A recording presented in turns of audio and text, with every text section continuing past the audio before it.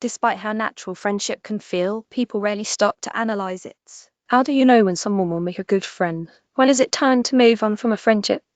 Oftentimes, people rely on gut intuitions to answer these kinds of questions. In psychology research, there's no universally accepted definition of a friend. Traditionally, when psychologists have analyzed friendship, it's often been through the lens of exchange. How much did that friend do for me? How much did I do for them? The idea is that friendships are transactional, where friends stick around only as long as they are getting at least as much as they are giving in the friendship. But this focus doesn't capture what feels like the essence of friendship for many people. We and our colleagues think another model for relationships, what we call risk pooling, better matches what many people experience. In this kind of friendship, no one is keeping track of who did what for whom. Our research over the past decade suggests that this kind of friendship was essential for our ancient ancestors to survive the challenges they encountered. And we feel it's essential for surviving the challenges of life today, whether navigating personal struggles or dealing with natural disasters. A focus on what friends give you. The traditional social exchange theory of friendship views relationships as transactions where people keep a tally of costs and benefits. Building on this framework, researchers have suggested that you approach each friendship with a running list of pluses and minuses to decide whether to maintain the bond. You keep friendships that provide more benefits than costs, and you end those that don't. The theory holds that this balancing act comes into play when making decisions about what kinds of friendships to pursue and how to treat your friends.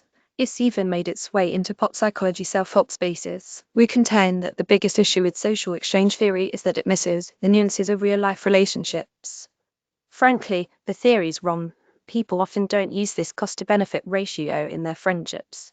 Less accounting, more supporting. Anybody who has seen a friend through tough times or been the one who is supported can tell you that keeping track of what a friend does for you isn't what friendships are about. Friendships are more about companionship, enjoyment, and bonding. Sometimes friendship is about helping, just because your friend is in need and you care about their well-being. Social exchange theory would suggest that you'd be better off dropping someone who is going through cancer treatment or a death in the family because they are not providing as many benefits to you as they could. But real-life experiences with these situations suggest the opposite. These are the times when many people are most likely to support their friends. Our research is consistent with this intuition about the shortcomings of social exchange theory. When we surveyed people about what they want in a friend, they didn't place a high value on having a friend who is conscientious about paying back any debts, something highly valued from a social exchange perspective.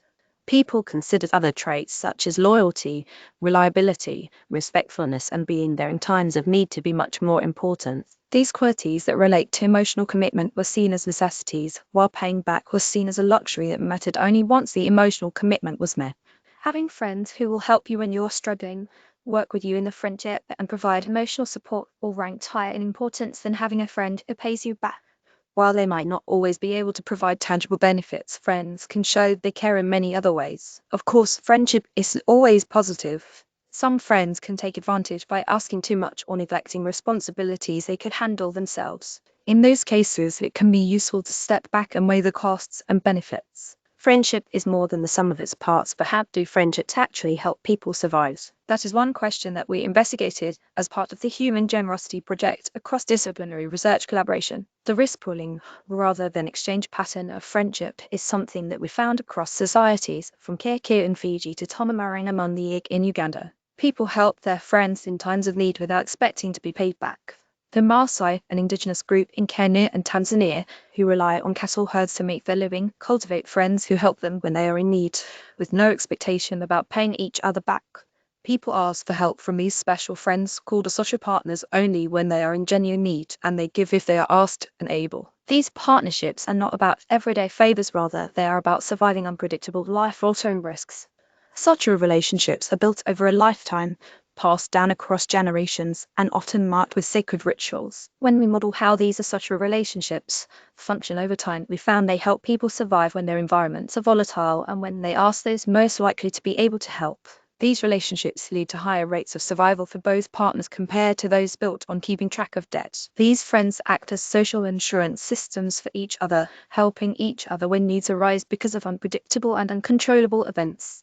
And we see this in the United States just as we do in smaller scale, more remote societies. In one study, we focused on ranchers in southern Arizona and New Mexico embedded in a network of what they call neighboring. They don't expect to be paid back when they help their neighbors with unpredictable challenges such as an accident, injury, or illness.